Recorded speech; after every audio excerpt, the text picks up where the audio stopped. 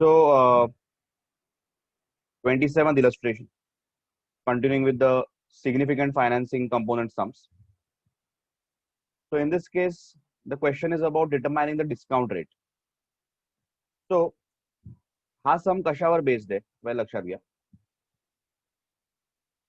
दोन पॉइंट होते वर, त्याच्यावर हा सम बेस्ड आहे. आपण वाचलेले काल, परत एकदा वाचूया. इथे आपण तुम्ही लिहिलं असेल हे सिग्निफिकंट फायनान्सिंग कंपोनंट मध्ये. तो इथे एक होतं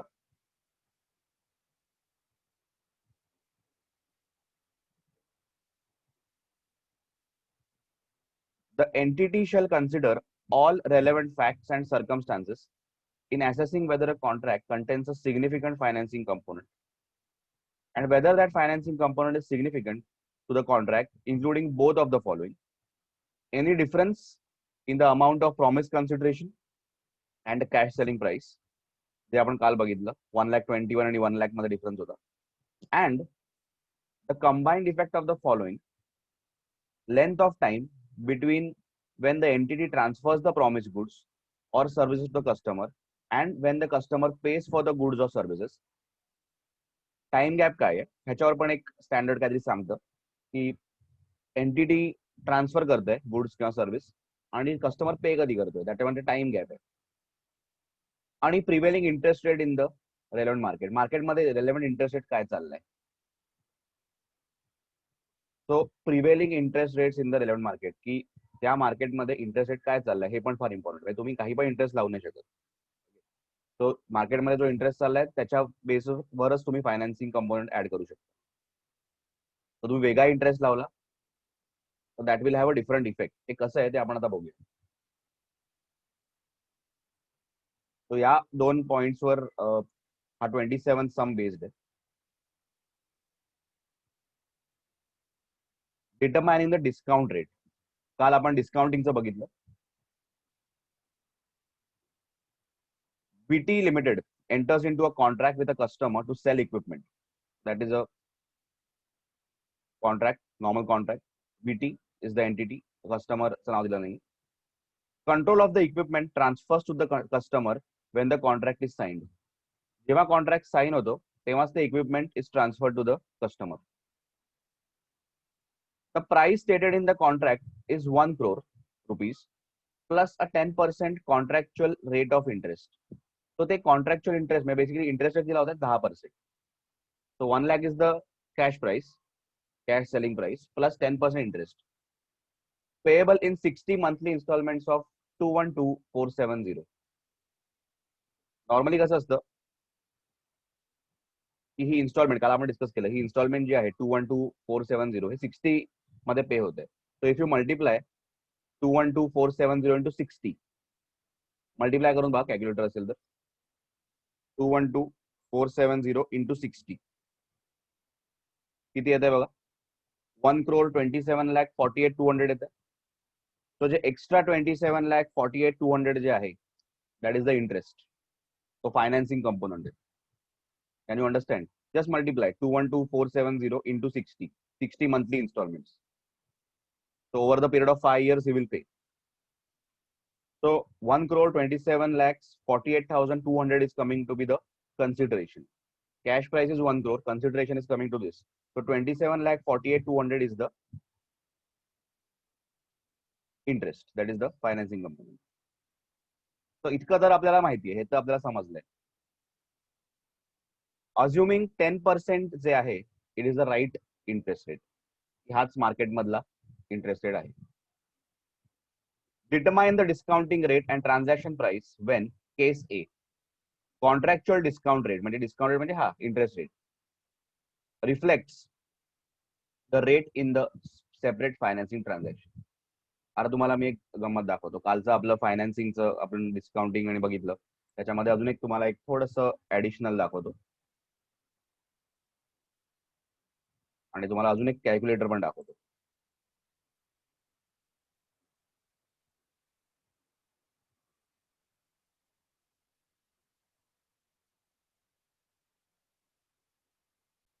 ओके, तो इथे काय म्हटलंय लक्षात घ्या.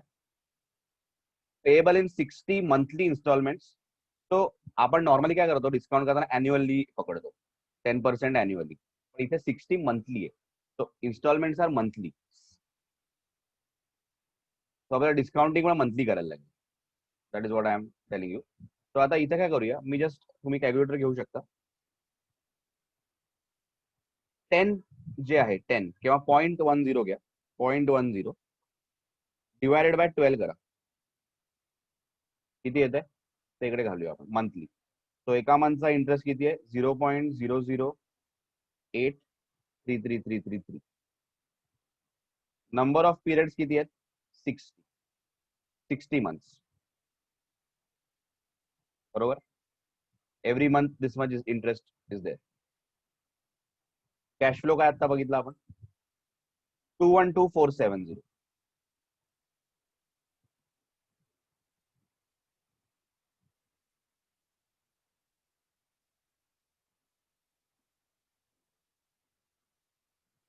आन्सर किती येते बघा, हे बघा, हे आन्सर आहे ऑलमोस्ट 1 crore. 1 crore आलं. काय केलं मी, डायरेक्ट मी फॉर्म्युला इकडे मशीन वापरलं. पण I tell you what I did. काल आपण जे केलं तेच केलं मी, फक्त इथे जास्त अमाऊंट आहे आणि जास्त मंथ्स आहेत, त्यामुळे फरक पडतो. Just let me open this first, I show you. काल जे केलं तेच आहे, तुम्हाला लगेच कळेल. इथे मी डायरेक्ट कॅल्क्युलेटर वापरला, त्याच्यामुळे पटकन कळलं नसेल.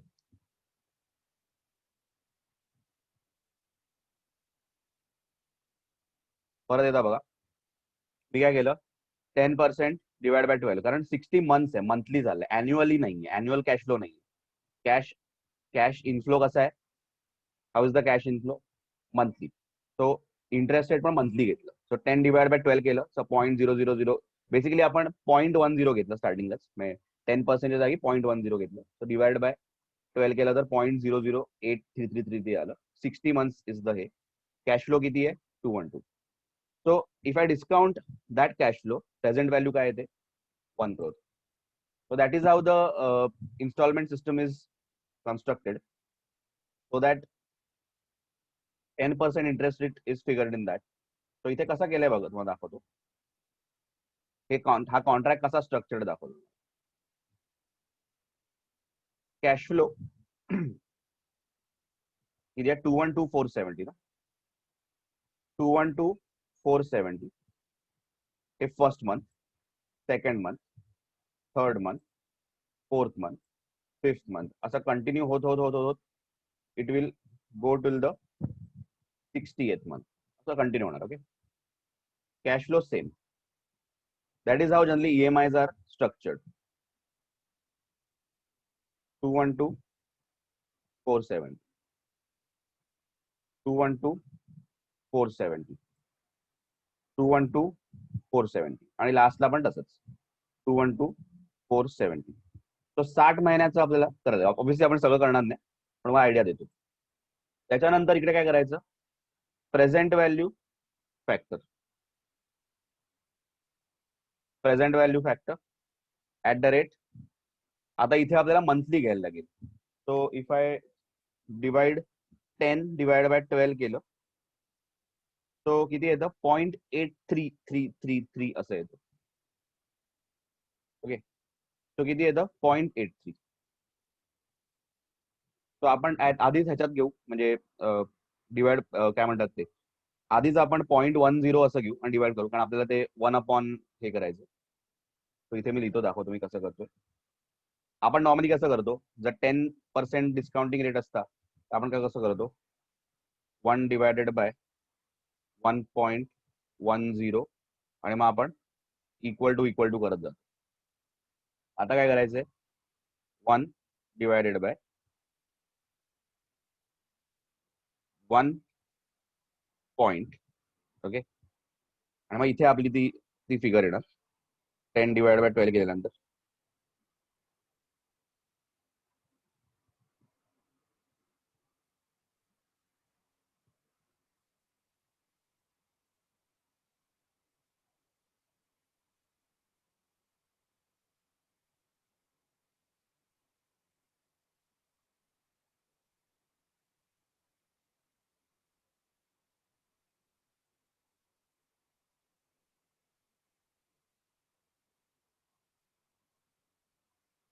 सो इथे असं येणार 008333333. ओके, लेट्स टेक 0.833 0.0083 घेऊया.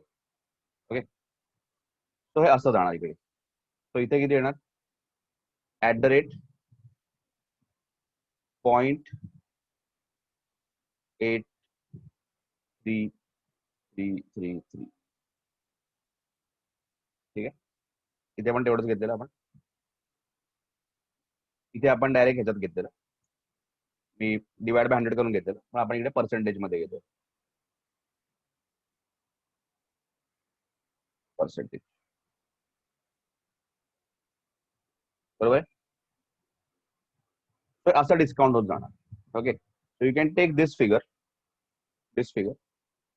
1/1.0083 किती येतं इकडे 0.9917. You can take that, you can see 0.19918 1/1.0083. Normally आपण काय केलं असतं 1/1.10 घेतलं असतं, पण इकडे कसं अॅन्युअली नाहीये, मंथली आहे. सो मंथली इंटरेस्ट रेट घेतलाय. Monthly interest rate 0.83333%. So 1/1.0083. 00 because decimal point आहे, डेसिमल पॉईंटच्या पुढचे फिगर आहेत.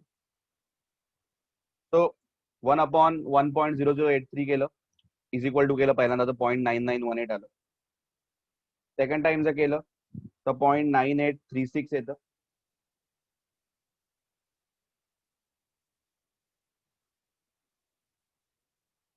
परत इज इक्वल टू केलं 0.9755. परत इज इक्वल टू केलं 0.9678 9675 is equal to 0.9595 and so on. असं जाणार आणि ते डिस्काउंट होत जाणार.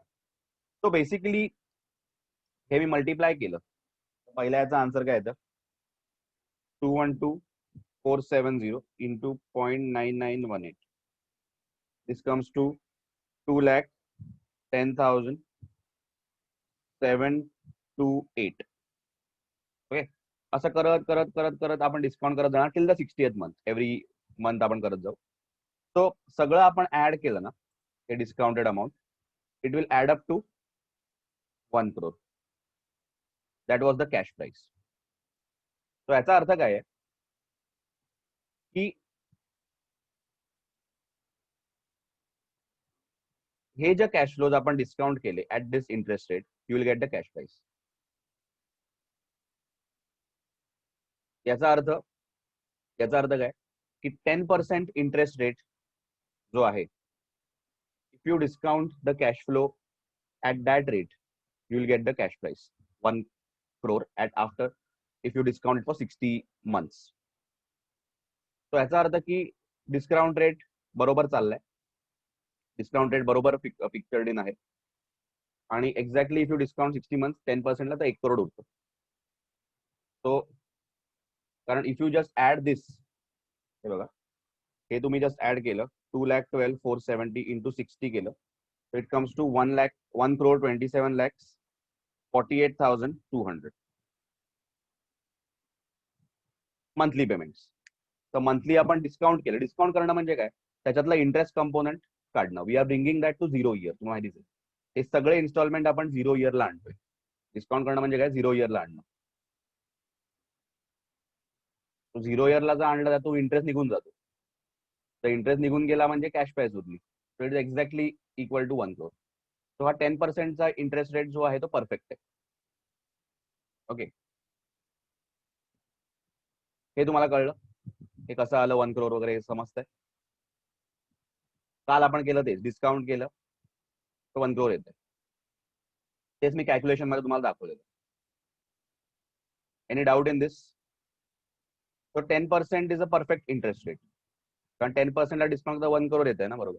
60 मंथ्स आपण जे काय त्यांचं इन्स्टॉलमेंट डिस्काउंट केल्या तर 1 crore येते. म्हणजे it is a perfectly structured contract. Interest rate पण परफेक्ट आहे.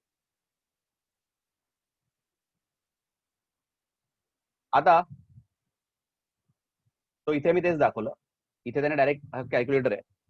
तो इथे आपण इंटरेस्ट रेट टाकला, कारण ऑब्व्हियसली असं करणं इम्पॉसिबल आहे, म्हणजे खूप मोठा प्रोसेस करू शकतो, पण ते कसं आहे, कॅल्क्युलेशन तेवढं करायला लागेल आपल्याला 60 महिन्याचं. जसं आता मी फाय मंथचं केलं, तसं अजून 55 मंथचं करायला लागेल. तो इथे आपण डायरेक्ट कॅल्क्युलेटर करू शकतो. जो इंटरेस्ट रेट आलाय मंथली टाकला 60 मंथ्स, आणि हा कॅश फ्लो डिस्काउंट, तो किती येतं? This comes to 9 crore, sorry 1 crore. This is the answer. Okay. Actually एक प्रेझेंट व्हॅल्यू अॅन्युटी फॅक्टर म्हणून येतो, तो जर आपल्याला मिळाला त्याच्याने मल्टिप्लाय करू शकतो. हे बघा इथे त्याने केलंय, पण फॅक्टर दिला नाहीये. ऍक्च्युली अॅन्युटी टेबल्स मध्ये असतं, पण ऍक्च्युली 60 मंथचं कुठेच नाहीये. तर आपल्याला जे मंथली पाहिजे ते नाहीये. आणि परत आपला इंटरेस्ट रेट पण तुम्ही बघितला तर आपला असा वेगळाच इंटरेस्ट रेट आहे, त्यामुळे ते मिळणार नाही आपल्या टेबलमध्ये. कारण टेबलमध्ये इंटरेस्ट रेट 1 2 3 4 पासून सुरू होतो पर्सेंटेज, आणि परत एवढ्या पिरियड साठी मिळणार नाही 60 मध्ये. So if you just multiply by the present value annuity factor, you will get the answer. पण बेसिकली एवढं करायची गरज नाही, जस्ट लक्षात ठेवा 1 crore आहे. ठीक आहे. आता आता ठीक आहे. आता तुम्ही मला एक जस्ट तुम्हाला थोडस डिफरन्स दाखवतो. आता ह्याच्याऐवजी त्यांनी जर इंटरेस्ट सपोज सपोज सपोज मार्केटमध्ये इंटरेस्ट रेट चाललाय 14%. मार्केटमध्ये इंटरेस्ट ऍक्च्युली चाललाय 14%. आता आता आपण पकडलं की मार्केटमध्ये इंटरेस्ट 10% चाललाय आणि त्यांनी 10% लावला. That was the first part. हे बघा, पहिला पार्ट काय आहे? Determine the discounting rate and transaction price when a the contractual discount rate reflects the rate in separate financing transaction. म्हणजे नॉर्मल ट्रान्झॅक्शन मध्ये पण हाच रेट लावला असता. नुसतंच फायनान्सिंग ट्रान्झॅक्शन त्यांनी केलं असतं, नुसतं लोन बिन दिलं असतं, तर they would have charge this interest rate. म्हणजे हा मार्केट इंटरेस्ट रेट आहे. तर मग आपण जे काढलं ते आन्सर बरोबर आहे. So it is like correct आहे. So no problem. The cash price is coming correct 1 crore, आणि इंटरेस्ट रेटही बरोबर आहे. काही प्रॉब्लेम नाही आहे. So we can easily understand की कॅश प्राइस ही आहे, फायनान्सिंग कंपोनंट जो काय वरचा आहे 27 lakhs तो आहे. आता part B, contractual discount rate does not reflect the rate in a separate financing transaction, that is 14%. म्हणजे की नॉर्मली इंटरेस्ट रेट मार्केटमध्ये चाललाय 14%. तर तुम्ही नॉर्मली लोन कोणाला दिलं असतं तर 14% लावलं असतं, पण तुम्ही या कस्टमरला 10% लावलंय, कमी लावला ना तुम्ही इंटरेस्ट. तो आता बघूया काय फरक पडतो. इथे पण तसंच करायला लागेल आपल्याला. इथे काय करायला लागेल? आता 10च्या जागी आपल्याला 14 घ्यायला लागेल. ओके. सो पहिलाच घ्या 0.14. आधीच 0.14 घ्या, कारण इकडे आपण तसं घेतो. 0.14 डिवाइड बाय 12 करा. किती येत आहे?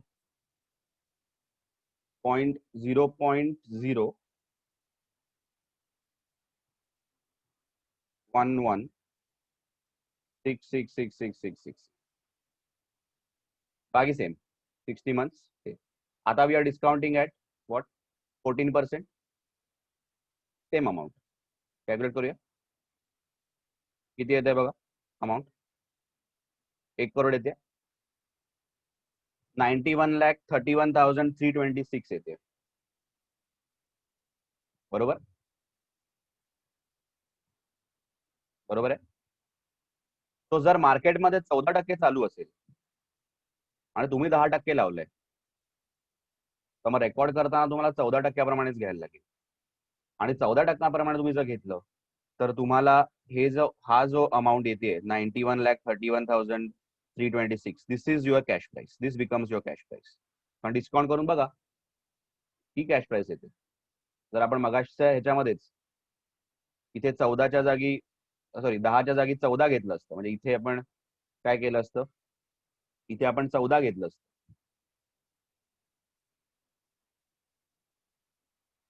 1.16666% घेतलं असतं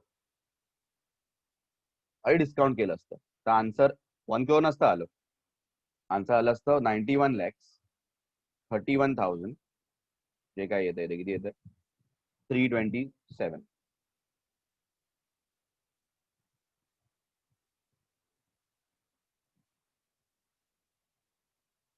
सो हे आलं असतं. हे तेच राहणार 1 crore 27,48,200. याचा अर्थ आता फायनान्सिंग कंपोनंट किती होता? Originally financing component was 27 lakhs, जे काय एक्स्ट्रा होतं ते 27,48,200. 10% ला हा होता. पण मार्केटमध्ये जर 14% चाललाय, डिस्काउंट केलं, तर नाव interest rate will be this minus this interest component. So 1,27,48,200 minus 91,31,327. तो आता फायनान्सिंग कंपोनंट एवढा होतो 36,16,873. आणि तुमची कॅश प्राइस ही आहे. इथे तुमची कॅश प्राइस काय होती? 1 crore. आधी किती होती? 1 crore तुम्ही बरोबर केलं. आता cash price will come to 91 lakhs. Are you getting it? जर मार्केटमध्ये इंटरेस्ट रेट 14% चालला आहे, डिस्काउंट करून बघा, cash price will come to 91 lakhs. तर तुम्ही रेकॉर्ड करा कॅश प्राइस ही आणि फायनान्सिंग अमाऊंट हा, कारण हे तर तेवढंच होणार आहे 1,27 lakhs. जर 10% चालला असता, तुम्ही 10% डिस्काउंट करून बघा, तर 1 crore येते. मग देर इज नो प्रॉब्लेम. हा इंटरेस्ट रेट आहे. जो डिफरन्स आहे तो इंटरेस्ट रेट आहे, इंटरेस्ट आहे. इथे कसं आहे, एवढा इंटरेस्ट येतो. Are you getting it? So if they say की मार्केट रेट तर 14% आहे, तर मग तुमची कॅश प्राइस अल्टर होणार. जर मार्केट रेट 10% आहे, मग काही टेन्शन नाही, मग 1 crore आहे. So accordingly, your cash price will be affected, your interest rate will be affected, the interest component will be affected. Are you getting it? समजलंय हे का नाही समजलं? Yes, sir. Okay. So we'll read the answer now.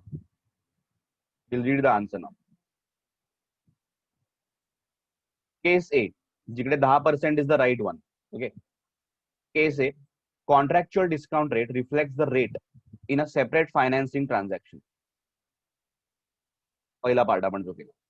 In evaluating the discount rate in the contract, that is the interest rate, that contains a significant financing component, BT Limited observes that 10% contractual rate of interest reflects the rate of interest that would be used in a separate financing transaction between the entity and its customer at contract inception.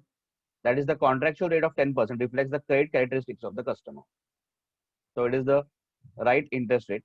Normally पण आपण त्याला जर काही त्याच्यावर काही financing transaction केलं असतं, आपण त्याला लोन दिलं असतं, तर आपण एवढं लावलं असतं. मार्केट पण मध्ये पण हाच रेट चाललाय. The market terms of financing means that the cash selling price of the equipment is 1 crore. This amount is recognized as revenue and as a loan receivable when the control of the equipment transfers to the customer. The entity accounts for receivable in accordance with Ind AS 109. Basically लक्षात द्या की या transaction मध्ये ह्याच्यात काही करायची गरज नाही. 1 crore कॅश प्राइस असणार आहे आणि एक्स्ट्रा जो येतोय तो इंटरेस्ट आहे. पण तुम्हाला कसं मिळतंय? मंथली मिळत जाते 60 months मध्ये. 60 months मध्ये तुम्हाला जसं मिळतंय ना 212,420 काय ते मिळतंय, त्याच्यामध्ये प्रिन्सिपल कंपोनंट आहे, that is towards the cash price and some amount is towards the interest. तो जसं लोन कसं रिकवर होतं, Ind AS 109 talks about that, receivables, loans वगैरे. तर त्या टाईपचं तुम्हाला रेकॉर्ड करायला लागेल. सो समथिंग लाईक आपण ह्याच्यात कसं रेकॉर्ड करतो, लीज ट्रान्झॅक्शन कसं रेकॉर्ड करतो, त्याच्यामध्ये पण फायनान्सिंग कंपोनंट असतो. तो इंटरेस्ट अक्रू झाला, मग EMI मधून आला, असं आपण दाखवतो. तर लीज रेंटल मध्ये प्रिन्सिपल कंपोनंट पण असतं आणि इंटरेस्ट कंपोनंट पण असतं. तसंच इथे दाखवायला लागेल, तसंच त्याला रेकॉर्ड करायला लागेल. So every month he will keep recording. So ह्याच्यामध्ये he will every month bifurcate between the cash price and the interest component. So as if he is receiving a loan instalment every month. कारण 60 months त्याला तसंच मिळत जाणार आहे, कारण इन्सेप्शनला त्याने goods transfer केलेत, पण over the next 60 months he is gonna get the EMIs. So as if it is a loan only. So principal component is the cash price and बाकीचा component is the interest.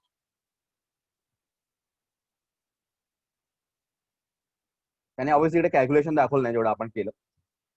If you want me तुम्हाला लिहायला देतो calculation. Case B, contractual discount rate does not reflect the rate in a separate financing transaction. 14% मार्केटमध्ये आणि तुम्ही 10% लावताय.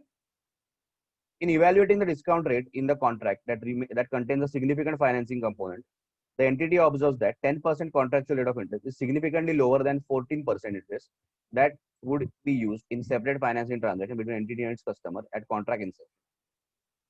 This suggests that the cash selling price is less than 1 crore. आता तुम्ही बघितली.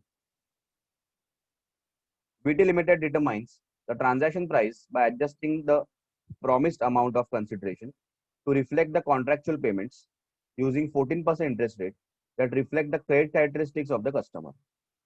Consequently, the entity determines that transaction price is 91,31,346 if you discount 60 monthly payments of 212,470 at 14%. The entity recognizes revenue and a loan receivable for that amount. The entity accounts for the loan receivable in accordance with Ind AS 109. So recording the होणार फक्त आता लक्षात घ्या cash price एवढी आहे आणि बाकीचा interest. तुम्ही जेव्हा ते लोन टाइपच दाखवायचे आपल्याला की ऍज इफ रिसिवेबल आहे so it will come in EMIs. जसं येत जाईल मंथली तसं आपण रेकॉर्ड करत जाऊ. सो फक्त ह्याच्यामध्ये फरक आहे की कॅश प्राइस विल बी 91 आणि interest will be that 36 lakhs आपण जे काढलं तेवढाच फरक पडेल. आता ह्याच्यामध्ये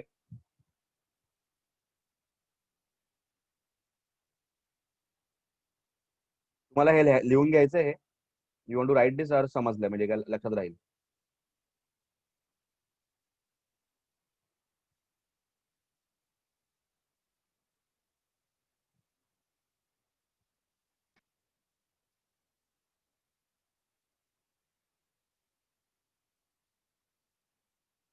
ओके एक मिनिट मी पहिले इकडे चेंज करतो कारण इकडे मी पर्सेंटेज बदलले.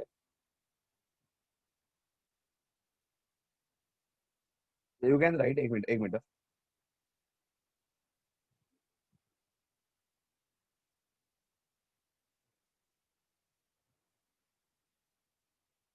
0.833% आहे त्याच्याप्रमाणे आपण हे केलेलं तर तुम्ही हे लिहू शकता. आणि तसंच जर हे फक्त लास्टला लिहा की तसंच जर 14% प्रमाणे केलं 14% प्रमाणे डिस्काउंट जर केलं मंथली तर मग कॅश प्राइस 91 lakhs येतं आणि इंटरेस्ट एवढा येतो. हे फक्त लिहा. प्लीज लिहून घ्या कारण हे बुक मध्ये कुठे दिलं नाहीये. They have never mentioned it. नुसतं त्याने डायरेक्ट आन्सर दिलं कसं आलं वगैरे दिलं नाहीये. सो प्लीज लिहून घ्या. तो तसंच इथे लास्टला हे वेगळं लिहा की 14% केलं तर कॅश प्राइस एवढी येते इंटरेस्ट एवढा येतो. 10% प्रमाणे केलं तर कॅश प्राइस एवढी येते इंटरेस्ट एवढा येतो आणि ही अमाऊंट अशीच राहणार. ही amount is what the total of this. Add this will get हे येणार. ठीक आहे प्लीज राईट डाऊन आणि नाही कळलं तर मला विचारा. प्लीज लिहून घ्या लक्षात राहणार नाही तुला. या आता हे जी 91 lakhची फिगर आली आहे ना हा तुम्ही आता ते फॉर्म्युला वापरून काढली डायरेक्ट फॉर्म्युलाने हो पण फॉर्म्युला वापरून ती लाईन दिली आहे फिगर काढलंय. ऍट द सेम टाइम जर असं पण केलं ना आपण असं जरी केलं फॉर्म्युला इव्हन 1 crore तशीच काढलेली कारण इट इज नॉट पॉसिबल ना 60 मंथ राईट. तर असंच जर करून बघितलं तर येईल. म्हणजे if you discount at that ते 14% प्रमाणे झालं ना 1 point जे काय तसं केलं तरी पण तेवढंच येणार. पण ते एव्हरी मंथ हो एव्हरी मंथ मॅन्युअली करत बसणार करायला लागेल. या प्लीज राईट डाऊन कारण आता ठीक आहे तुम्हाला अजून एक्झाम पर्यंत लक्षात ठेवायचं. So please write down.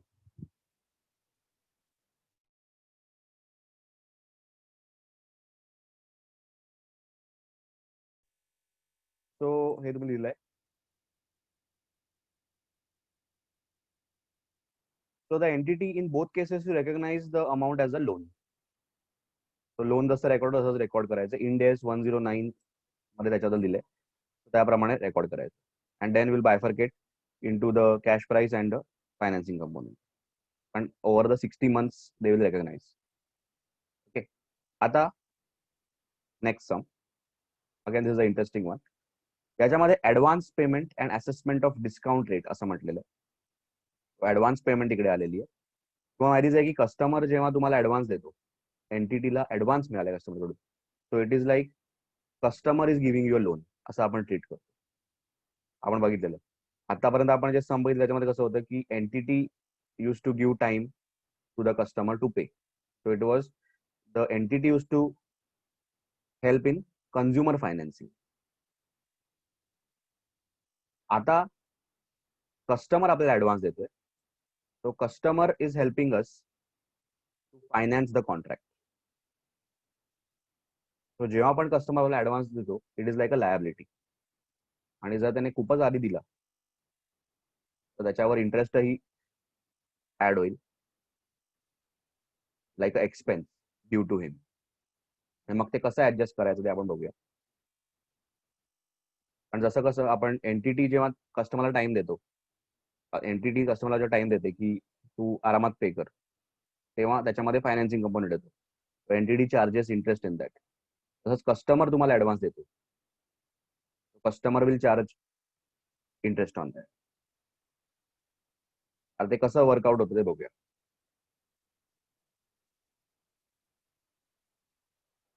Advance payment and assessment of discount rate. ST Limited enters into contract with a customer to sell an asset. Okay. So ST Limited is the entity, customer आहे, two parties. Control of the asset will transfer to the customer in 2 years. That is, performance obligation will be satisfied at a point in time. म्हणजे 2 years नंतर obligation आहे satisfy करायचं. 2 years नंतर delivery आहे basically. So contract आत्ता sine झालाय, 2 years नंतर transfer होणार आहे जो काय प्रॉडक्ट आहे तो, जे काय ऍसेट आहे ते. The contract includes 2 alternative payment options. त्याच्यामध्ये 2 अल्टरनेटिव्ह पेमेंट ऑप्शन्स आहेत.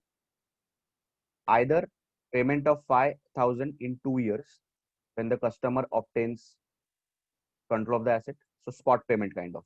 कंट्रोल घे, पैसे दे. तर मग अशा केसमध्ये there is no financing component, कारण तो डिलिव्हरी घेतोय, लगेच पैसे देतोय. 2 years नंतर ऍसेट त्याला मिळतंय, लगेच त्याला तेव्हाच तो पैसे देतोय. सो याच्यामध्ये फायनान्सिंग कंपोनेंट नाही. पण जो सेकंड पार्ट आहे, कारण हे स्पॉट पेमेंट झालं. सेकंड जो पार्ट आहे, payment of 4,000 when the contract is signed. So आज कस्टमर आपल्याला 4,000 देतोय and customer elects to pay 4,000. The customer elects to pay 4,000 when the contract is signed. परत त्याने रिपीट केली line. Payment of 4,000 when the contract is signed and customer elects to pay 4,000 when the contract is signed. म्हणजे basically काय होतं, there are 2 payment options की तू either direct 2 वर्षांनी तुला आम्ही जेव्हा ऍसेट देऊ तेव्हा तू पे कर, किंवा आत्ता तो 4,000 पे कर. आत्ता 4,000 पे कर. 4,000 का पे कर, का 5,000 पे कर नाही? बिकॉज 2 yearsचा तो इंटरेस्ट त्याच्यात ऍडअप होऊन 2 वर्षाने 5,000 होईल. बिकॉज आत्ताच मला बोललो की it is like consumer is financing the transaction. So consumer तुम्हाला 4,000 आज दिले 2 वर्ष आधी, त्याच्यावर इंटरेस्ट ऍड केला तर 2 वर्षाने 5,000 होऊ शकतं at what ever is the going interest rate. So त्याच्यामुळे त्याला आत्ता जर तुम्ही पेमेंट केलं 4,000 चार्ज करणार, 2 वर्षाने तू पे कर तेव्हा 5,000. तर त्याच्यात काय फायनान्सिंग नाही, कारण तू तेव्हाच पे करतोस. पण तू आज पे केलंस, ऍडव्हान्स पे केलं 2 वर्ष आधी, सो इट इज लाईक त्याच्यावर we have to pay you interest kind of. So it is like 2 वर्षाने तू 5,000 पे केल्यासारखंच आहे. बघूया आपण कसं होतं. So customer elects the second option. म्हटलंय customer elects the second option. त्याने हे ऑप्शन चूज केलं, म्हणाला की मी आज 4,000 देतो.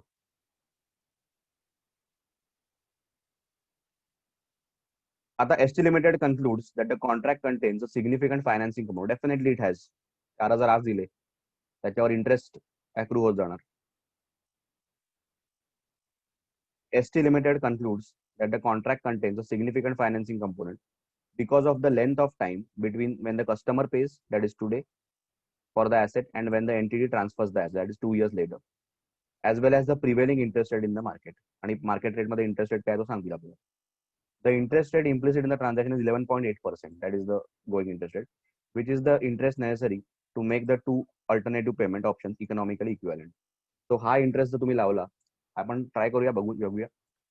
4,000 घ्या, 4,000 कॅल्क्युलेटरवर घ्या, प्लस 11.8% करा, किती येतं? 447,4472 प्लस 11.8% करा, किती येतं बघा. Is it coming to 5,000? काल आपण शिकलेलो हे पुढे मागे moving across the time line. येत आहे 5000 सगळ्यांचं. 4000 प्लस 11.8% प्लस 11.8% येत आहे. That is how the transaction is structured. कळलंय तुम्हाला? सगळ्यांचं येत आहे का नाही येत आहे?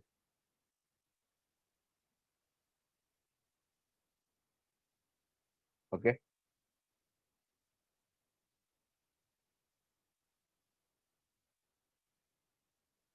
फोर थाउजंड येत आहे ना.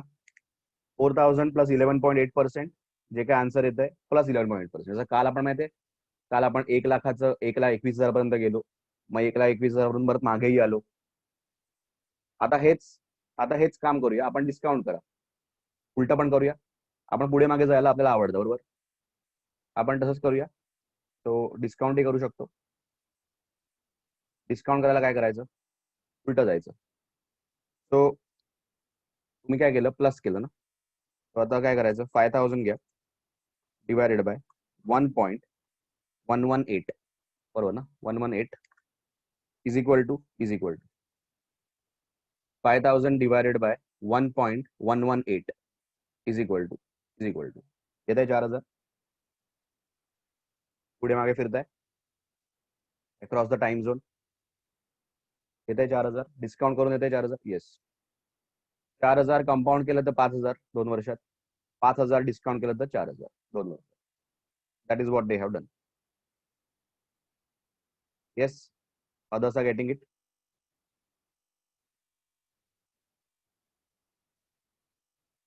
So basically 1000 रुपये is the interest in this.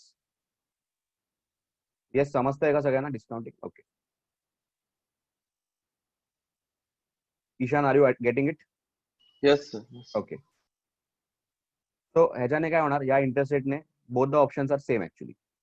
म्हणून त्याला 4000 सांगितले. असं नाही सांगितलं की तू आता पे करतो तरी पण तू 5,000च दे, किंवा आता पे करतोय तर 4,500 दे. ते पण चुकलं असतं. म्हणजे ऍक्च्युली त्याला जास्त पेमेंट घेतलं असं झालं असतं. 4000 परफेक्ट आहे, कारण 2 वर्षात 11.8% ने 5000 ते होतात. However, the entity determines that the rate should be used in adjusting the promised consideration is 6%, which is entity's incremental borrowing rate. तो त्याने म्हणतात की या ट्रान्झॅक्शन मध्ये 11.8% त्याने इंटरेस्ट रेट वापरला, पण एंटिटी ठरवते त्यामुळे की 6% इंटरेस्ट वापरला पाहिजे. एंटिटी सेइंग की याच्यात 6% इंटरेस्ट तुम्ही वापरा. तो जे काय एंटिटी वापरेल ते आपण घ्यायला लागेल. आता सम मध्ये सांगितलंय, त्यांचं म्हणणं आहे की 11.8 बरोबर नाहीये. 6% आमचा जो बॉरोईंग रेट आहे, ऍडिशनल बॉरोईंग रेट आमचा जो आहे, तो त्याच्याप्रमाणे आम्हाला डिस्काउंट करायचं ट्रान्झॅक्शन. ठीक आहे, तुम्ही जर ठरवलाल ते. 5 journal entries showing how the entity would account the significant financing component. So कसं रेकॉर्ड करणार, 6% प्रमाणे करूया. तर त्याने काय म्हटलं नसतं हे, तर आपण 11.8 प्रमाणेच केलं असतं, पण त्याने 6 म्हटलं तर 6 करूया. फाईन. So पहिला transaction at the start of the contract, it will be cash to contract liability. It's a liability. Recognize a contract liability for 4,000 payment received at contract inception. Cash or bank to contract liability 4,000. आता ह्याच्यामध्ये interest accrue करत जा. So 6% प्रमाणे त्याने एकत्र entry मारली आहे 2 इयर्सची इंटरेस्टची. 6% प्रमाणे 494 इंटरेस्ट येतो. तुम्ही करून बघा. 4,000 इंटू 6% किती येतं बघा. Just see. मग असंच करा.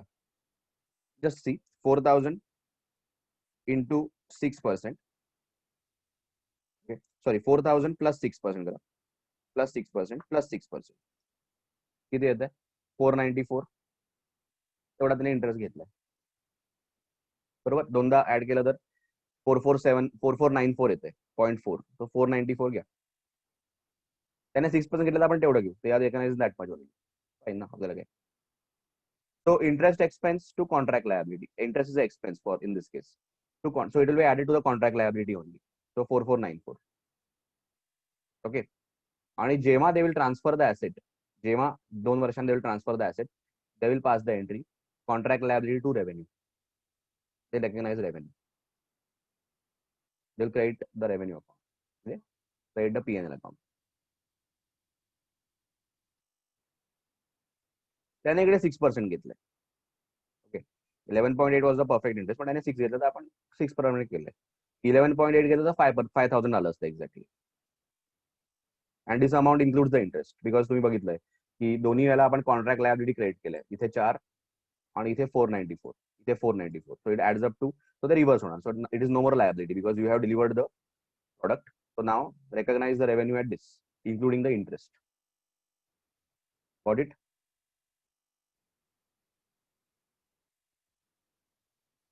Yes, sir.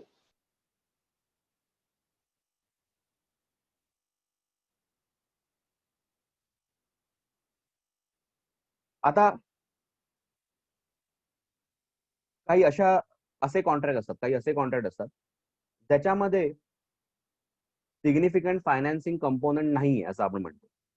ओके, तो जिकडे आपण म्हणतो की जरी पण वाटलं की हा सिग्निफिकंट फायनान्सिंग कंपोनंट आहे, तरी वी से की इट इज नॉट. काही अशा एक्सेप्शनल केसेस आहेत जिकडे आपण म्हणतो की नाही आहे इकडे, म्हणजे there was no finance element as such. म्हणजे जरी पण it is structured in such a way, there is nothing like a financing component. Let's see काय, बट व्हेरी इम्पॉर्टंट पार्ट. पुढचे सगळे सम त्याच्यावरच आहेत. पुढचे सगळे म्हणजे ऍटलीस्ट 35-36 पण तसेच आहेत. Ind AS 115 contains an overriding provision. This is an overriding provision. Overrides whatever we studied till now. It specifies that a contract with a customer would not have a significant financing component if any of the following factors exist. या 3 factors मधले कुठलाही factor exist झाला तर we will say की financing component नाहीये, आणि जे काय ट्रान्झॅक्शन, जे काय कन्सिडरेशन मिळालं that is the cash price. Will say that. त्याच्यामध्ये फायनान्सिंग कंपोनंट वेगळं करणार नाही. पहिला case, the customer paid for goods or services in advance. आता बघितलं आपण. And the timing of the transfer of those goods or services is at the description of the customer. म्हणजे कस्टमरने ऍडव्हान्स पे केलाय, तो गुड्स कधी घेऊ शकतो, एमआय घेऊ शकतो, नंतरही घेऊ शकतो. So just because he is delaying it, तर काय आपण करू शकत नाही.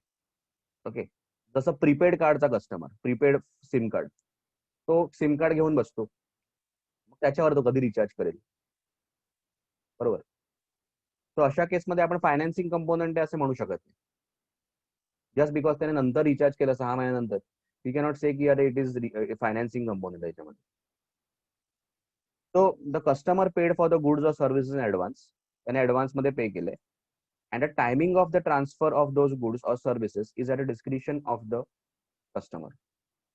For example, consider a prepaid card for mobile phone services, wherein the customer has the discretion to avail the mobile services within a certain band of time. मग तो कधी avail करेल, त्याने आता कार्ड घेतलं, अवेल हवं तेव्हा करेल. तो अशामध्ये फायनान्सिंग कंपोनंट म्हणत नाही आपण. Secondly, a substantial amount of the consideration promised by the customer is variable. Majority part of the consideration is variable component, and the amount or timing of that consideration varies on the basis of occurrence or non-occurrence of a future event that is not substantially within the control of the customer or the entity. Example, sales based royalty. Basically कसं असतं,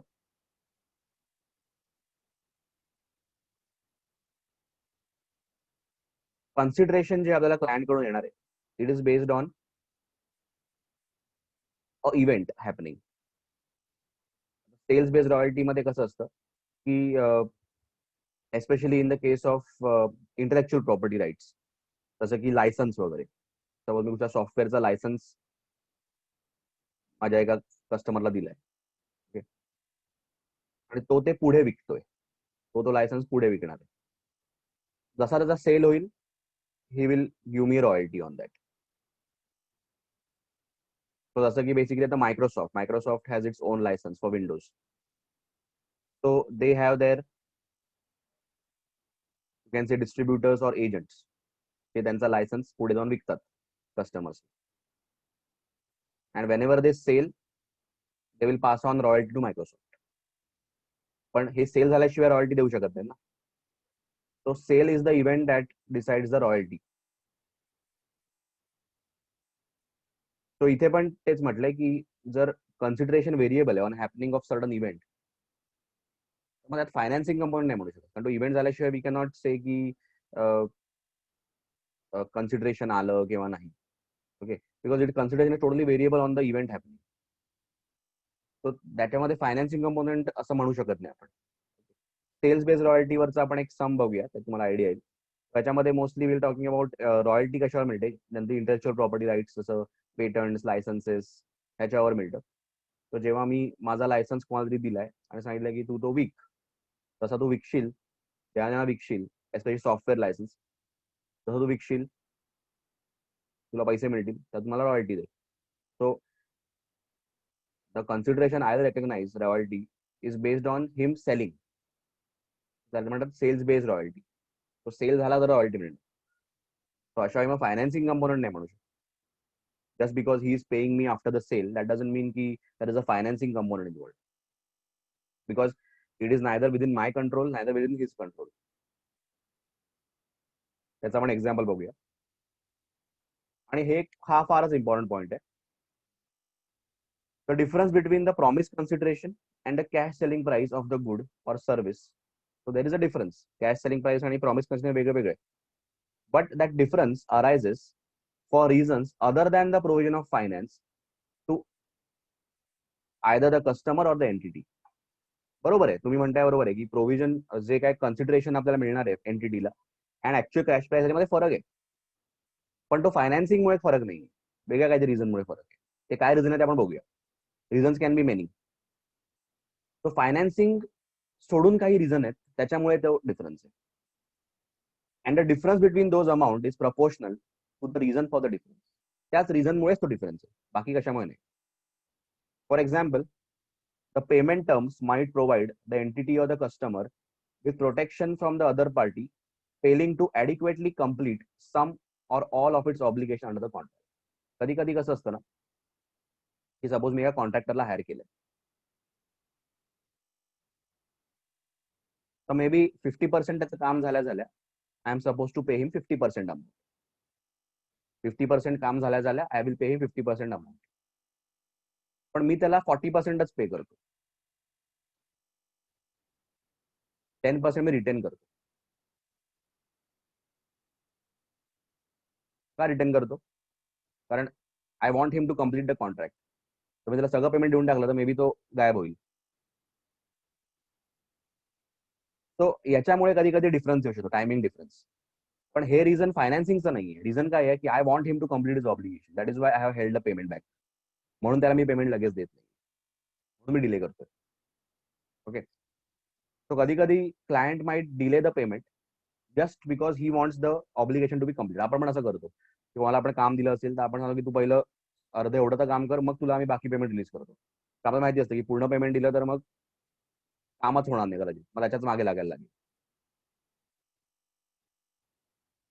so reasons can be many. So one of the reason is that की इथे म्हटलंय entity, the payment terms might provide the entity or the customer with protection from other party failing to complete some or its obligations. So especially for example, कस्टमरच्या point of easy समजेल तुम्हाला की customer लगेच पे करत नाही, थोडासा late पे करतोय किंवा पूर्ण पेमेंट देत नाही. Is retaining some part because he wants to be sure that other party completes his obligation. पूर्ण पेमेंट दिलं तर कसं असतं, नंतर तो हात वर करू शकतो. लेट सी, आपण इथे एक्झाम्पल बघूया. तो पहिला आपण काय बघितलं, customer paid for the goods service in advance, बरोबर. But the timing difference of the transfer of goods and services is at the description of the customer. कस्टमरकडे कधी गुड्स अवेल करायचे, एंटिटीकडे काही नाही. Entity can pass on the goods immediately also. So there is actually no financing component as such because they are able to pass the goods immediately or service immediately. Substantial amount of consideration promised by the customer is variable. Sales based royalty case, the consideration we are recognizing depends upon some event that will happen. त्याच्यानंतर will recognize. So त्याच्यामुळे काय तो delay होतोय. For example मी आता माझा licence transfer केलाय माझ्या डिस्ट्रीब्युटरला, पण unless he sells further I will not get royalty. So I cannot recognize revenue till he sells. Thirdly, sorry, there is a difference between the cash price and the promise consideration. Maybe the promise consideration here and actual payment वेगळे आहे. But not because of financing. The reason is different. It can be withholding payment just for the completion of the promise. Let's see. इथे तेच दिलंय. Withheld payments on long-term contract. Illustration 29, sorry. आता बघा, हेच वरचंच example आहे. Third case. ABC Limited enters into contract for construction of a power plant that includes scheduled milestone payments for the performance by ABC Limited throughout the contract term of 3 years. Power plant बांधायचं ABC ला आणि त्याने milestone payment दिल्यात की may be 25% झालं की एवढं payment दे, अजून 25% झालं की एवढं पेमेंट दे. कॉन्ट्रॅक्ट मध्ये कसं असतं तसं. The performance obligation will be satisfied over time 3 years and the milestone payments are scheduled to coincide with the expected performance by ABC. So त्याने एक लेवल अचीव केलं की 25% कंप्लीट झालं की पेमेंट पुढच्या 25 ला असं, आणि it will be obligation will be satisfied over 3 years. The contract provides that a specified percentage of each milestone payment is to be withheld as retention money by the customer throughout the arrangement and paid to the entity only when the building is complete. Building म्हणजे power plant. So contract मध्येच सांगितलंय की normally कसं असतं की contract suppose 1 करोडचा आहे, तर 25% कंप्लीट झाल्यानंतर 25 लाख दिले पाहिजेत लॉजिकली. पण कॉन्ट्रॅक्ट मध्ये सांगितलंय की तू 5 लाख विथहेल्ड कर, कस्टमर झाले तू 20 लाखच दे, रिटेन कर till he completes the whole contract. त्याच्याने काय होईल की ABC will be oblige to complete the contract. एक असतं पूर्ण पैसे नको देऊ, थोडं रिटेन कर, कॉन्ट्रॅक्ट मध्ये असं जनरली असतं. So that is not a financing arrangement, that is just the customer is just holding that payment just because he wants the contract to be complete on time. कसं असतं, पूर्ण payment नाही मिळाली म्हणजे तुला पटापट काम करेल सो दॅट त्याला पुढची पेमेंट मिळेल. लगेच सगळं जर पेमेंट देऊन टाकली, पहिल्या दिवशी 1 करोड देऊन टाकले, तर मग काय पूर्ण कामही करणार नाही, नीटही करणार नाही. थोडं विथहोल्ड केलंही कसं असतं की त्याची क्वालिटी पण इम्प्रूव्ह होईल की हा नाही तर कस्टमर पैसे देणार नाही, त्याला कळू शकतं. तर काम नीट नसेल तर पैसे देणार नाही, असेही लोक असतात. So he will definitely do nice work. So ह्याच्यामध्ये फायनान्सिंग कंपोनेंट दिसत नाही आपल्याला. This is the third point.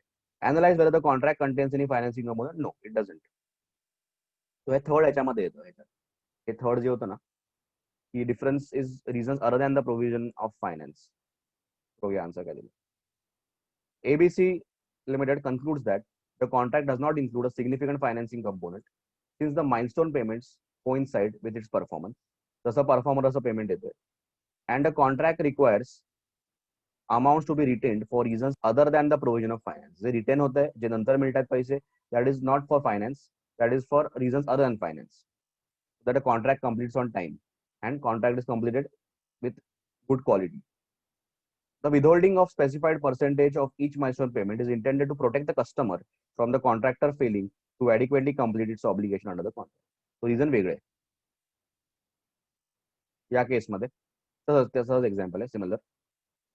XYZ Limited, a personal computer manufacturer, PC manufacturer, enters into contract with a customer to provide global PC support and repair coverage for 3 years along with its PC.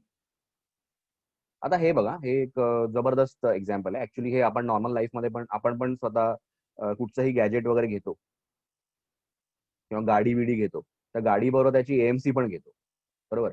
खूपदा आपण AC घेतला त्याच्यावर AMC पण घेऊन टाकतो, किंवा microwave वगैरेची AMC असते. कम्प्युटर घेतला तरी पण त्याची एएमसी असते. 1 वर्षाचं किंवा 3 इयर्सचं तुम्हाला ते ऑप्शन देतात, तुम्हाला हवंय तर घ्या, म्हणजे तुम्हाला आम्ही सपोर्ट देऊ वगैरे, तेव्हाच तुम्ही एक्स्ट्रा पेमेंट देता. सो इथे तसं एक्झाम्पल आहे की अशा केसमध्ये काय याच्यात फायनान्सिंग कंपोनंट आहे का. XYZ Limited, a personal computer manufacturer, enters into contract with customer to provide global PC support and repair coverage for 3 years. Global म्हणजे ऑल राउंड पीसी सपोर्ट, जे काय प्रॉब्लेम होईल तो, and repair coverage for 3 years along with its PC. So PC बरोबर तुला आम्ही support पण द्यायला तयार आहोत 3 वर्षासाठी. रिपेअर बिपेअर झालं तर आम्ही करून देऊ. The customer purchases this support service at a time of buying the product. So तुम्हाला support service they will sell additionally. एक कम्प्युटर सपोज 50,000चा असेल प्लस 3,000ला तुम्ही सर्व्हिस घ्या, म्हणजे तुम्हाला काही टेन्शन नाही पुढे 3 वर्ष. The consideration for the service is additional 3,000. त्यासाठी 3,000 रुपये तुम्हाला द्यायला लागतील स्टार्टिंगलाच, म्हणजे जेव्हा पीसी घ्या त्याच्यावरच तुम्ही घ्या. So it's a club service. Customers electing to buy this service must pay for it upfront. आता मागाशी आपण बघितलं की अपफ्रंट जर पे केलं तर त्याच्यामध्ये ऍडव्हान्सिंग याच्यामध्ये काय म्हणतात ते फायनान्सिंग कंपोनंट देऊ शकतो. तो इथे आहे का 3,000 मध्ये. So customer electing to buy this service must pay for it upfront. A monthly option is not available. Monthly नाही पे करायचं, आधीच देऊन टाकायचं. पण सर्व्हिस तर 3 वर्षाची आहे, पेमेंट तुम्ही आधी घेताय, फायनान्सिंग कंपोनंट आहे याच्यामध्ये. काय वाटतं, आहे फायनान्सिंग कंपोनंट?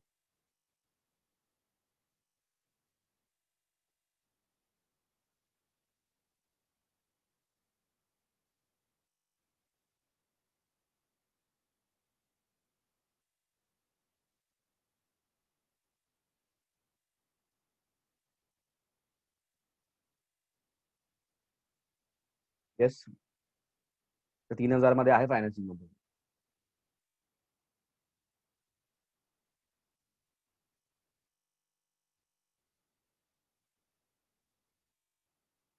ओके, तर ते मगाशी 4,000 आले तसं टाईपचं आपल्याला करायला लागेल ओव्हर 3 इयर पिरियड. असं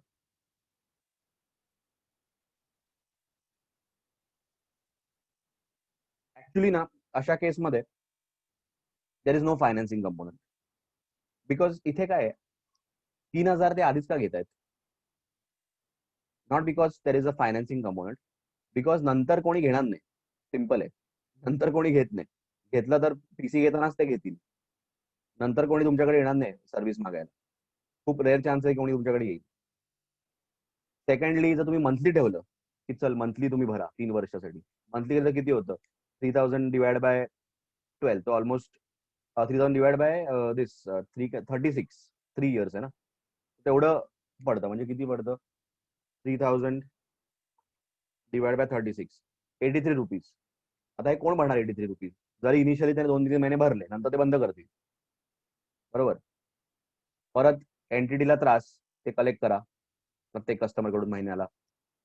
so for own convenience it is charge at the beginning only. नंतर तर हा घेणार नाहीये आपल्याकडे, as simple as that. So याच्यामध्ये फायनान्सिंग नाहीये. This again again under the overriding provision of exceptions, की this they are taking 3,000 not because of financing, just because for their own business convenience. आणि स्वतःला पण त्यांना tension नाही. आणि कसं असतं लॉजिकली तुम्ही बघा, जेव्हा तुम्ही आधीच 3,000 रुपये भरता, तर कस्टमर जो म्हणजे कस्टमर ज्याने आधीच 3,000 भरले, तर तो ओव्हर द पिरियड सर्व्हिस घेणार पण नाही. इनिशियली घेईल काय झालं तर, नंतर घेणार पण नाही. पण तो मंथली भरतोय, एक तर त्याच्याकडनं रिकवर करणं एक त्रास आहे. Secondly he might be more demanding. तो त्याला प्रत्येक वेळा जाणीव राहील की मी एवढे भरतोय, मी 83 रुपीज भरतोय, so I should recover the service, असे पण असतात, उगाच पण बोलवतात. तो डोक्याला ताप आहे एनटीडीलाच. परत ते मॅनेज करा, रेंट कलेक्ट, रेंट काय म्हणतो जे काय हे अपफ्रंट फीज आहेत ते कलेक्ट करत बसा, रिपेअरचे, डोक्याला ताप.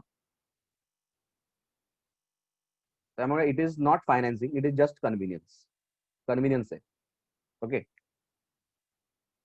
तो एक्सेप्शन मध्येच येतं हे पण. त्याने म्हटलंय to determine whether there is a significant financing component.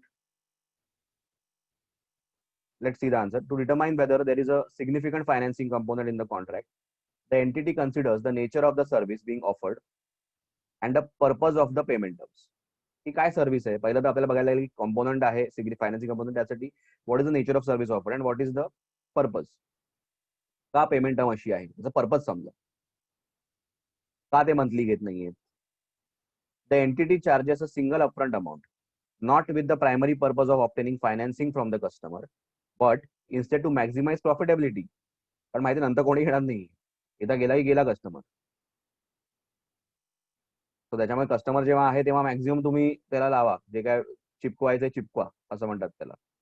आता तुम्ही जेव्हा शूज पण घ्यायला जाता ना, कधी शूज घ्यायला जा, तिकडचे ते सेलर असतात, एस्पेशली ब्रँडेड शोरूम मध्ये तुम्ही गेलात, ऍडिडास किंवा नायकी किंवा स्केचर्स. स्केचर्स इंडिया मधलं जर स्केचर्सचं शोरूम आहे ना, बेकार एकदम. म्हणजे सगळे डम्प्ड क्वालिटी आहे, म्हणजे इट इज पूर्ण डम्प्ड माल आहे. Skechers actually is a US brand, very nice brand, has to use that. पण आता खारला त्यांचं जे शोरूम उघडलंय, म्हणजे मी 2दा त्यांच्याकडनं शूज घेतले, दोन्ही वेळा खराब निघाले आणि मग रिप्लेस करून दिले, पण क्वालिटी इज नॉट देअर. त्याला म्हटलं पण तुम्ही लोक डम्प्ड माल आहे पूर्ण. Skechers is like kind of apple in shoes. इकडे इंडियाचा जो क्वालिटी आहे ते असं वाटतं चायनामधून आले. So if you go to that branded showroom for shoes or something, shoes मध्ये बघितलंय, तर ते लोकांना शूज तर घेणारच तुम्ही शूज घेतले, मग they will try to sell socks, त्याच्यावर तुम्हाला काही अजून काही तिथे they will try to sale.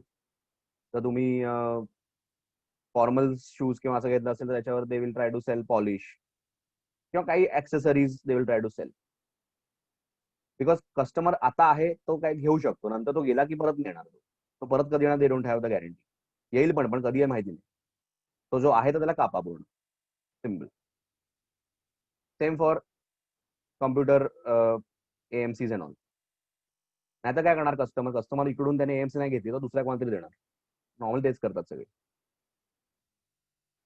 त्याच्या आपणच कमवू. त्याच्यामुळे इव्हन तुम्ही ACBC सगळं घेता ना, तर first year they will give you complimentary AMC, आणि मग नेक्स्ट इयर त्यांची माणसं येतात की आपका खतम हो रहा है, चलो रिन्यू करो. पण आपण काय करतो, आपण त्यांच्याकडनं रिन्यू करत नाही, आपण दुसरीकडनं करतो, because that they are expensive. So पण they will try their best. So the entity charges a single upfront amount, not with the primary purpose of obtaining financing from the customer, but instead to maximize profitability, to make money, taking into consideration the risk associated with providing the service. He service अशी आहे की नंतर तो पैसे देणार नाही. Specifically, if the customers could pay monthly, they would be less likely to renew. 1-2 महिने भरतील, नंतर भरणारच नाही. And population of customers that continue to use the support service in later years may become smaller and less diverse over the time. Over the years, customers गायब होतील. The customers that choose to renew historically are those that make greater use of the service, thereby increasing entities costs. आणि काही customer असे असतील जे जास्त use करतील, monthly payment आम्ही जास्त यूज करतो, ते लोक कंटिन्यू होतील.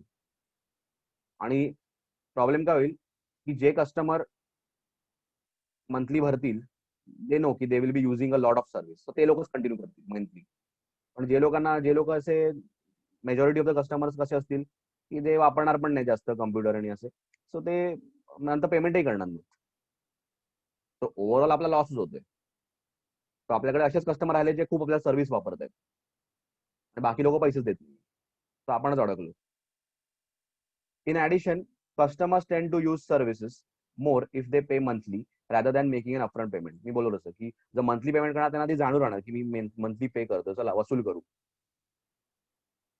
Finally, the entity would incur higher administration costs, such as costs related to administering renewals and collection of monthly payments. Collection cost ही हाय होईल की सारखं त्यांना फोन करा, विचारा की अरे सर आपका पेमेंट ड्यू है 83 रुपीज, प्लीज देना. That is there. परत एक माणूस ठेवायला लागेल टू कलेक्ट. परत तो कस्टमर असेल नसेल जागेवर, तो बाहेर गेला, तो मैं नहीं हूं, मैं 2 महीने बाद आऊंगा, मग काय करायचं. So in assessing whether or not the contract contains a significant financing component, XYZ Limited determines that the payment terms were restructured. Actually ना ह्याच्यावर एक केस आहे. केस म्हणजे ही माझीच स्वतःचीच केस आहे, म्हणजे आता मी ऑब्झर्व करत असतो काय. तर देर वॉज अ मॅगझिन, खूप वर्ष आधी एक मॅगझिन यायचं, रीडर्स डायजेस्ट म्हणून, ऐकलं असेल तुम्ही, खूप असं फेमस होतं. कोणी वाचायचं नाही पण सगळ्यांच्या घरी असं स्टाईल म्हणून यायचं. तर एक it was a status symbol की माझ्याकडे रीडर्स डायजेस्ट येतं.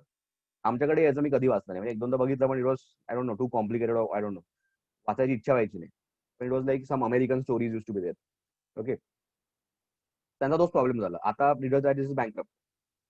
त्यांचं काय झालं की त्यांचं हेच होतं की अॅन्युअली तुम्ही रिन्यू करा वगैरे सर्व्हिस. नंतर लोक रिन्यूच करायचे नाहीत, पण nobody is to read. Initially जिथपर्यंत स्टेटस सिम्बॉल असायचा तिथपर्यंत लोक घ्यायचे, रिन्यू करायचे, जस्ट टू शो की आमच्या टेबलावर रीडर्स डायजेस्ट आहे. नंतर कोणी रिन्यूच करायचं नाही. मग नंतर रीडर्स डायजेस्टने काय केलं, जरी पण तुम्ही रिन्यू नाही केलं ना तरी पण तुम्हाला पाठवून द्यायचे, हे घ्या, मे बी नंतर रिन्यू कराल, आम्ही तुम्हाला देतो. मग रीडर्स डायजेस्ट एकदमच बँकरप्ट झालं. मग त्याने काय केलं, मग दे सेंड गिफ्ट. तुम्ही ते गिफ्ट ऍक्सेप्ट केलं ना, गिफ्ट म्हणजे पोस्टमॅन घेऊन यायचा, असं बॉक्स मोठा, तुम्ही ऍक्सेप्ट केल्यानंतर बिल पाठवायचे. मग असं लोक भडकले त्यांचं की हे काय फालतूगिरी, तर आम्ही रिन्यू नाही करत आहे, तुम्ही एक तर पाठवत बसलाय आणि त्याचे तुम्ही गिफ्ट पाठवता आणि चार्ज करता,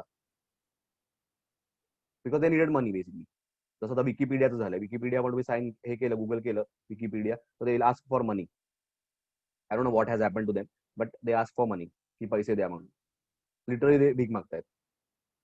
सो तसं झालं. सो बेसिकली हे मंथली किंवा रिन्युअल्स जमत नाही, अपफ्रंट वर चाललं असतं. सो अपफ्रंट वर घेणं जास्त बेटर असतं, especially in such businesses, because customer over the period फेड होतात, दे विल फेड आउट. सो रीडर्स डायजेस्ट आता तुम्हाला दिसणार नाही जास्त, कारण हे सगळे मॅगझिन्स ना they are more about I don't no show. आता इकॉनॉमिक्स म्हणून एक मॅगझिन होतं, इट इज ब्युटिफुल मॅगझिन, पण वाचत नाही कोणी. लोकांकडे असतं पण लोक वाचत नाही, एखादा पेज वाचतात, इट इज सो डिटेल्ड, कोण वाचणार एवढं सगळं? ओके, एवढा वेळ कोणाकडे आहे सध्या वाचायला? That is one more thing. Okay, so in assessing whether or not the contract contains a significant financing component, XYZ Limited determines that the payment terms were structured primarily for reasons other than the provision of finance to the entity. So clearly आपल्याला कळलं की एंटिटीचं logic बरोबर आहे, की हे पैसे ते आधीच घेतात बिकॉज नंतर कोणी देणार नाही, सिम्पल. सो फायनान्सिंग असं नाहीये, प्रॉफिटेबिलिटी बघतायत. XYZ Limited charges a single upfront amount for the service because other payment terms such as monthly payment plan would affect the nature of the risks it assumes to provide the service and make it uneconomical to provide the service. As a result of this analysis, XYZ Limited concludes that there is not a significant component of financing here.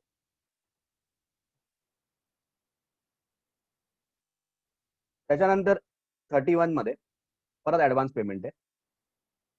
आता ह्याच्यामध्ये तुम्हाला लगेचच कळेल, a computer hardware vendor जो computer hardware देतो, enters into a 3-year arrangement with a customer to provide support services. परत मगाच सर्व हा कम्प्युटर हार्डवेअर मधला आहे. 3-year arrangement enters into contract to provide support service. पण बेसिकली इथे फक्त तीच सर्व्हिस आहे, इथे कम्प्युटर वगैरे विकला नाही, it is basically AMC contract. याचा बिझनेस तो आहे, सर्व्हिस देणं. For customers with low credit rating, काय काय कस्टमर असे असतात त्यांचं पैसे देणं डाऊटफुल असतं, so they have low credit rating.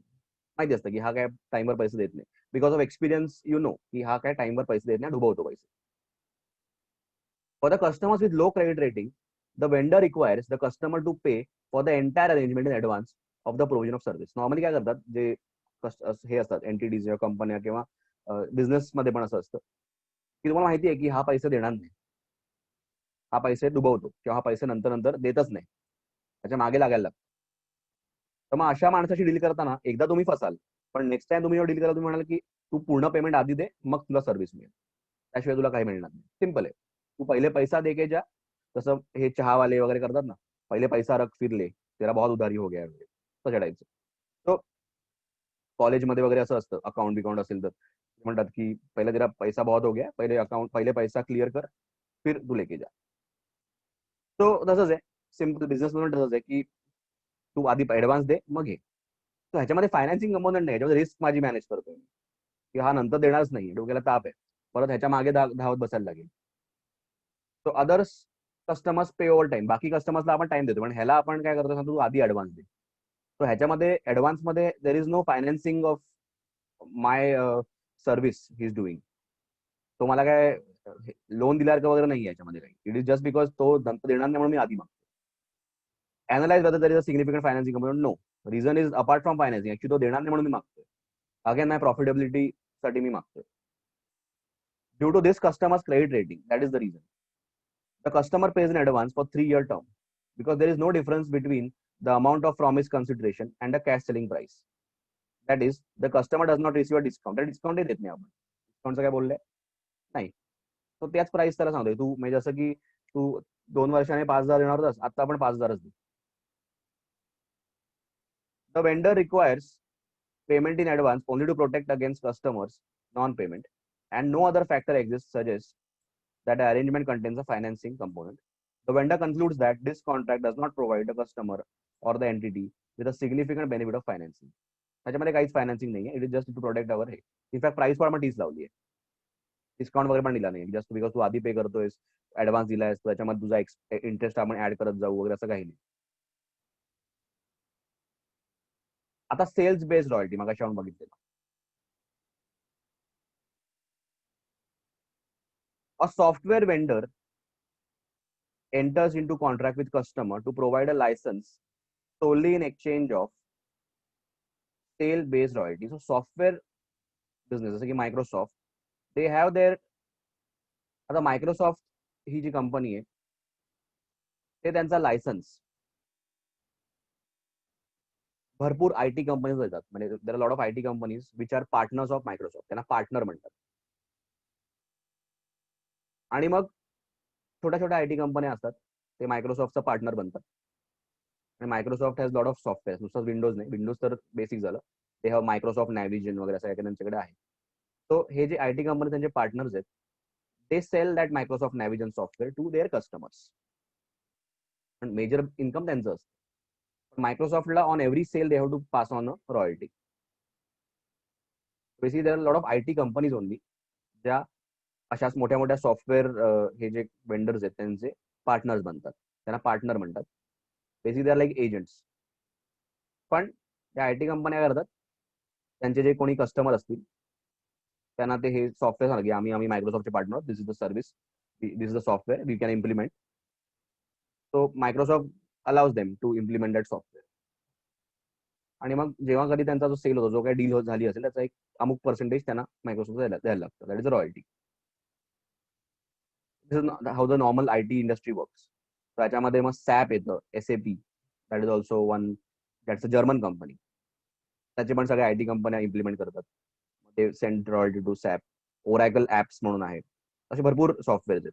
तर जे कोणी स्वतःचा सॉफ्टवेअर आहे ना, they appoint partners to sell their software. They also partners also make a lot of money. Partners म्हणजेच मोठ्या आयटी कंपन्या असतात.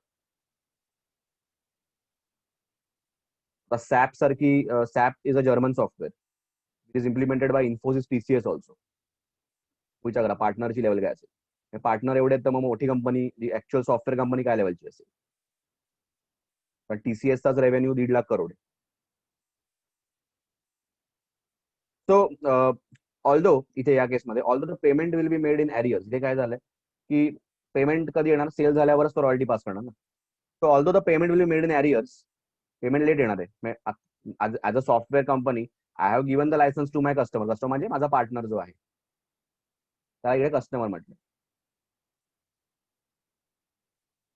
So a software enters into contract with the customer to provide a license solely in exchange for sale based royalty. So मी माझ्या partner licence दिलाय, जो तो पुढे विकतोय. सो माझा कस्टमर इज माय पार्टनर इकडे त्या केसमध्ये, त्याला मी दिलाय. ही विल सेल, आणि when he sells he will send me the amount of royalty. For me it is like मी त्याला लायसन्स दिलाय, बरोबर. So in return I should get something, but that something I will get only when he sells. So इथे customer कोण आहे, माझा partner, ज्याला मी partner म्हणतात, तो कस्टमर आहे माझा. For a software company my customer is that गाय, जे आयटी कंपनी आहे, not the final customer. Although the payment will be made in arrears, because of the total consideration varies based on the occurrence or non-occurrence of future event, that is a sale by my partner, that is not within the control of the customer of the entity, customer or the entity. माझ्या control मध्ये नाहीये, माझ्या पार्टनरच्या control मध्ये पण नाही. The software vendor concludes the contract does not provide the customer or the entity with significant benefit of finance. याच्यामध्ये काही financing नाहीये, कारण क्लिअर कट डील आहे की उद्या तो जेव्हा विकेल तेव्हा पैसे देणार आहे. इथपर्यंत ही नॉट पे मी.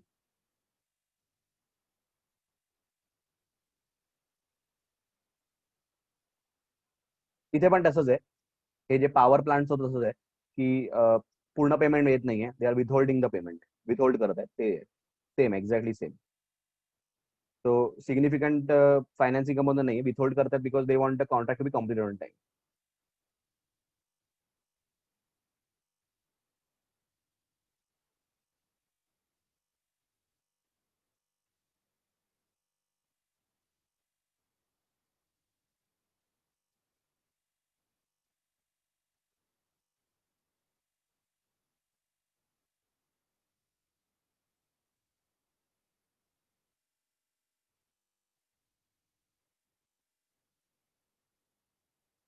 ठीक आहे, आज आपण इथेच थांबू. हे पेमेंट इन एरियसचं आपण जर उद्या बघू, कारण थोडा मोठा सम आहे, उगाच आता नाही करत आहे. थोडा ह्याच्यात आपण हे करू. हे एक वेगळा, हा एक जो आहे तो अप्लाइंग प्रॅक्टिकल एक्सपेरिमेंट थोडा वेगळा आहे.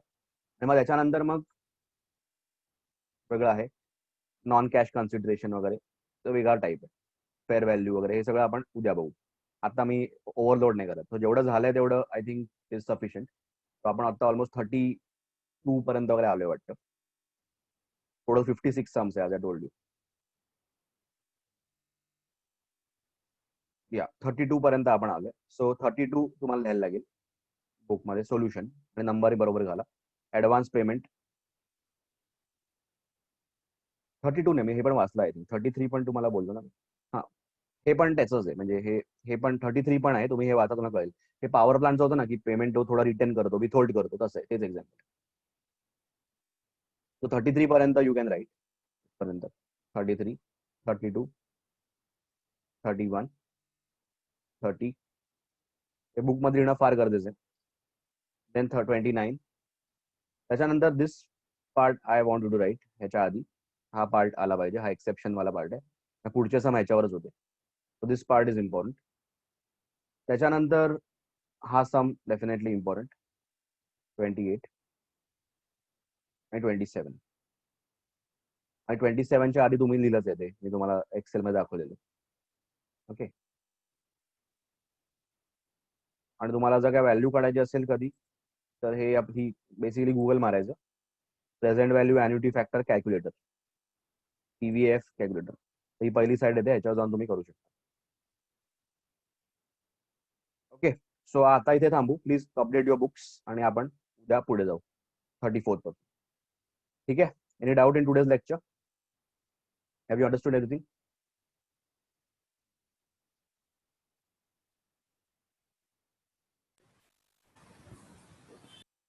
सगळ्यांना कळलेलं आहे? ईशान, तुला कळलंय नीट? तुला जर नसेल कळलं तर तुला आजच्या लेक्चरचं पण मी रेकॉर्डिंग पाठवतो. कालच्या आणि आजच्या दोन्ही लेक्चर्स तू ऐक परत. Yes sir, yes sir. म्हणजे रेकॉर्डिंग पाठवू की नको पाठवू आजच्या लेक्चरचं? सर आजचं कळलंय, लास्ट टाइमचं पण मी बघितलंय. ओके, ठीक आहे. आणि update your book also. Okay, कारण आपण आता 33rd सम पर्यंत आलोय. तेवढं तुमच्या बुकमध्ये आले पाहिजेत, आणि with the okay. Current points. ठीक आहे, चलो उद्या भेटू. Bye bye.